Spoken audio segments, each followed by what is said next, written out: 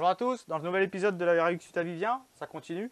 Aujourd'hui on va monter les ventilateurs SPAL à la place des ventilos Mishimoto. On va installer la gestion e-manage dans la boîte à gants. Mettre la protection thermique en bas du châssis parce que du coup le turbo chauffe beaucoup. Il faut protéger si on va cramer tout l'antigravillonnage, etc. Et on va poser une durite aviation en place de la durite d'embrayage parce que d'origine on a une durite un petit peu souple. Elle est un peu fatiguée, la caisse elle a 15 ans, donc on va la remplacer par une durite aviation. C'est parti!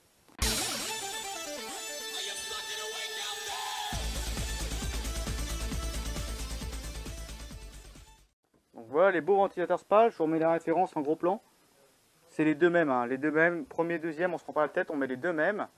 Ça, bon, ça c'est de la protection thermique qu'on va venir mettre en bas du châssis, vous allez voir, à côté du turbo. La durite aviation, voilà, c'est marqué L, je connais pas, mais voilà, ça a l'air de faire le taf. C'est une durite aviation classique qu'on va remplacer pour l'embrayage. La petite gestion e-manage qu'on va venir mettre dans la boîte à gants. On va passer le faisceau qui va du PCM du capot donc jusqu'à la cloison intérieure dans la boîte à gants. Et puis ça, bon, ça c'est juste les petits connecteurs qu'on a achetés sur eBay pour venir se reprendre sur les ventilos SPAL qui sont ici.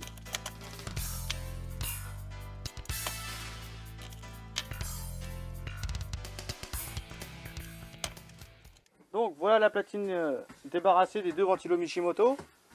Alors on reprend les SPAL, j'ai récupéré les petites fixations qui viennent s'enquiller avec un petit peu de gras dans le ventilo SPAL. C'est pas exactement la même taille mais ça rentre en tapotant gentiment, donc ça y va parfaitement. Alors on va venir les présenter. Hop. Alors que je me rappelle, ça fait un petit bout de temps que je ne l'ai pas fait. Apparemment ils passent tout juste parce qu'ils sont assez gros, mais ça va le faire.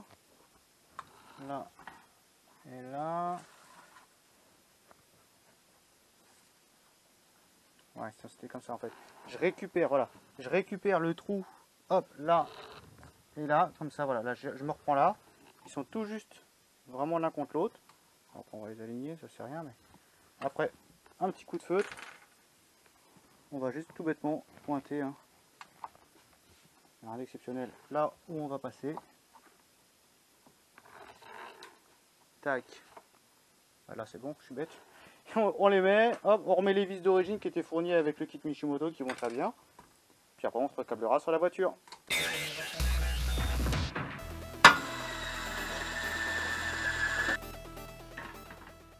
Donc voilà les deux SPAL montés, on a accroché les connecteurs avec des petits risants un peu partout pour pas que ça se balade. Donc vous voyez, c'est propre. Bon, si on regarde bien, c'est sûr qu'on voit un petit peu les trous des anciens Mishimoto, mais la platine elle est bien.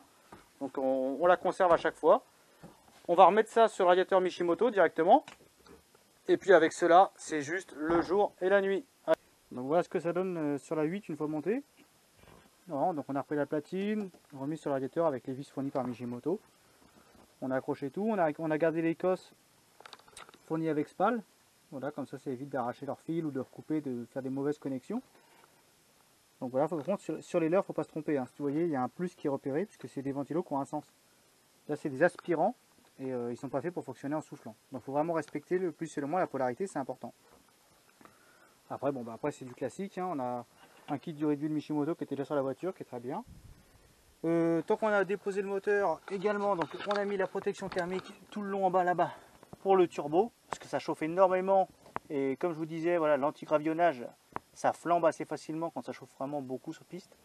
Donc au moins c'est protégé. Hop, on a remonté le kit son, on a installé le câblage pour le turbo qui vient tromper le CU d'origine. Donc ça, bon, un petit coup de scotch double face et ça tiendra sur le CU. Voilà, là-dessus. Comme ça, là-dessus, on prendra le faisceau moteur qu'on remettra. Ça court là, hop, hop, hop, hop. Ça passe derrière le son, on aperçoit la cloison. Et pareil, l'e-manage, il est dans la boîte à gants. C'est un kit Grady d'occasion, donc on n'avait pas la fixation du petit capteur pression.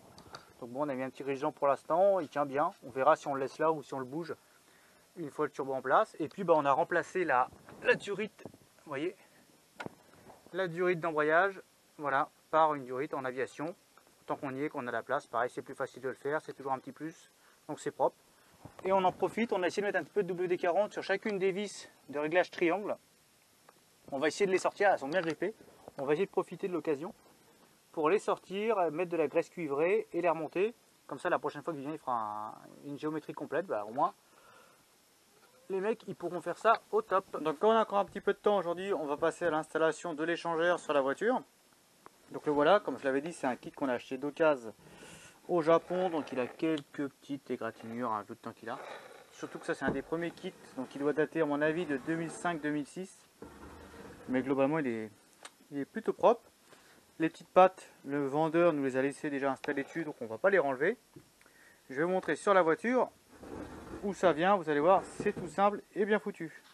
Donc en fait, on vient juste dévisser la vis intérieure de la barre de renfort à la grosse traverse à l'avant là. Hop, donc on enlève cette vis là, on enlève celle-ci.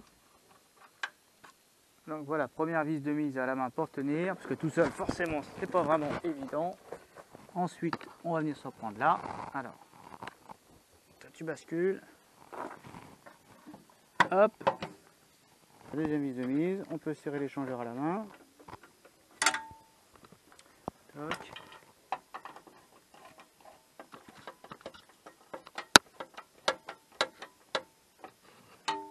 Voilà. Hop, le voilà totalement en place. Bien serré, bien vissé, ça bouge pas. Toc, c'est beau. C'est propre. Ça pourrait presque passer pour un montage d'origine ce truc. Ça vient légèrement derrière la crossbar là, vous voyez. Hop. Il faut juste que je décale la sonde de température intérieure, parce que normalement elle est comme ça mais elle ne passe plus. Donc on va venir la mettre comme ça ou la rattacher là-dessus avec un petit collier. Donc voilà ce que ça donne une fois le pare-choc remonté, enfin monté avec deux vis simplement hein, pour vous présenter. On va remettre la grille d'origine mais qui va être vidée derrière complètement pour bien envoyer de l'air sur l'échangeur. Alors par contre, petite surprise, le japonais ne devait pas avoir un pare-choc d'origine parce qu'il avait soudé une dump sur le réseau. Et vous voyez, du coup elle tombe et je ne peux pas la bouger. C'est complètement soudé, je ne sais pas si je peux vous montrer. Voilà, par là, non même pas. Mais elle est complètement soudée sur le tube. Ah, pardon. Et du coup, non, on la voit même pas par là. Et du coup, bon bah je peux pas, elle va rester là. Hein. On peut pas l'enlever. Elle est juste sous l'anti-brouillard et elle est soudée sur le pipe Grady. Donc là, il me reste un petit peu de finition à faire pour bien découper propre. C'était pour que ça passe, je ferai un petit coup de lime pour bien arrondir. Mais voilà, ça c'est bon. Donc vous voyez les pipes, il y en a un qui part ici. L'autre, on ne voit même pas du tout, c'est pas discret. Il est derrière, il est là en rouge. Voilà, il attend son copain qui va venir ici comme ça et repasser par là. C'est pour ça qu'il faut découper les caches à ce niveau-là. Pour passer par là, monter là, aller au papillon. Et de l'autre côté, bah, c'est le même système. Hein. Là, ça vient là, tac, ça va passer ici. Pareil, j'ai découpé, là, j'ai ouvert. Et ça va suivre derrière pour venir au turbo qui sera par là. Voilà, j'en ai profité comme le petit Vivien, il allume pas mal sur circuit pour ajourer les sorties d'huile. Vous voyez, derrière le radiateur pour bien que ça ventile. J'ai mis une grille, alors je ne l'ai pas mis de l'autre côté, comme ça je peux la démonter sans déposer le pare-boue si jamais on veut nettoyer ou on veut avoir accès au banjo d'huile ou quoi. Donc voilà. On peut aussi simplement agrandir les ailettes, mais voilà, là c'est un peu extrême, mais Vivien, je sais qu'il va en demander beaucoup à la voiture. Donc voilà, vous avez vu, ça a bien avancé. Hein. Les spals, le e-manage passé, prêt à être reprogrammé. La protection thermique en place, l'échangeur en place, les pipes devant présentées pour voir si ça s'ajuste avec la dump. On a dû découper mais c'est passé. Donc la prochaine étape normalement sera à la place de la mienne, ici direct. Hein, on va la rentrer, on mettra la chèvre et puis on glissera le bloc dedans. Enfin c'est long mais bon, on fait comme ça. Pensez à vous abonner si ce n'est pas déjà fait. Vous êtes quasiment du double à regarder mes vidéos par rapport à ceux qui sont abonnés, donc ce serait cool. Merci à tous ceux qui me font un petit pouce bleu, etc. Comme d'hab, ça fait toujours plaisir. Je vous dis à bientôt pour le prochain épisode. Ciao!